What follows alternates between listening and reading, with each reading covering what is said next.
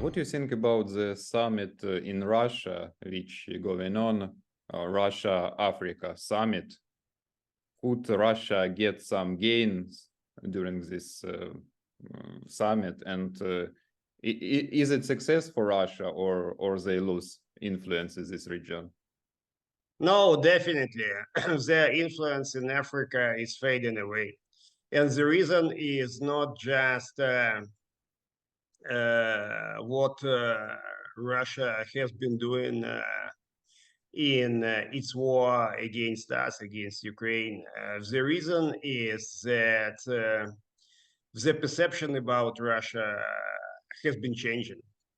The reason is that post-Soviet legacy we've just discussed is seen and perceived differently now in Africa. It's about China, it's about EU, it's about US, it's about other countries, it's about India.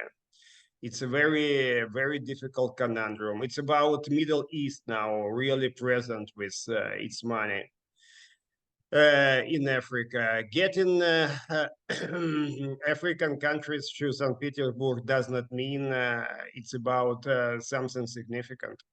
Many countries low down significantly their level of representation. And China actually did not help to sustain this level. So nobody is interested in having more Russia in Africa. The history of Russian presence in Africa, it's about Wagner, it's about covert operations, it's about black schemes, it's about diamonds, it's about weapons. It's about business supported by Russian special services. It's not exactly a kind of good story.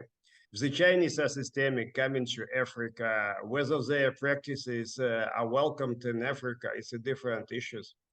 But so far, what Russia has been doing in Africa is not helping Russia. And on the top of that, grain issues. Of course, many African countries are so interested in getting more grain and fertilizers. But the Russians are not exactly helpful there, as you know. So my take on the meeting in St. Petersburg, and I would not even call it a summit, is actually that it was a big attempt by the Kremlin, but a kind of failed one, which is good for us, of course. You're talking about grain deal. What do you think about prospects of this deal? Is it dead already, and we could see some burial of this deal, or we could see some new chapter of this deal in near futures? In the previous form, yes, it's dead. And it's also because of Russia's barbaric behavior and bombardments and strikes on our infrastructure. And for Russia, it's about showing them as a kind of strong guys controlling the whole Black Sea. It's gonna fail, of course, at the end of the day. But it's badly needed now by Putin inside Russia and in the non-Western world. It's clear.